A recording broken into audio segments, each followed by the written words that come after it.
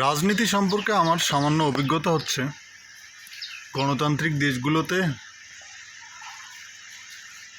এখানে শক্তিশালী হতে হয়, একনায়কতন্ত্র দেশগুলোতে হতে হয় মেধাবী ও কর্মদক্ষ, আর রাজতন্ত্র যে দেশগুলোতে চলে সেগুলোতে মানুষজনকে সুস্থ থাকতে হয়।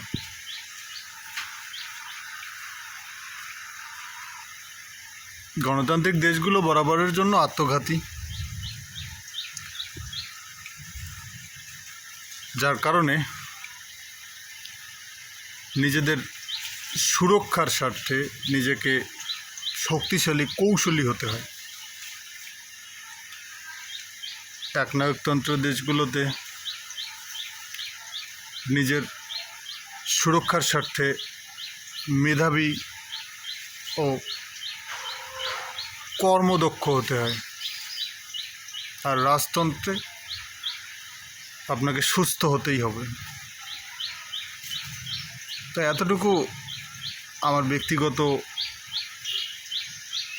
অভিজ্ঞতা। তারপর বাকি সব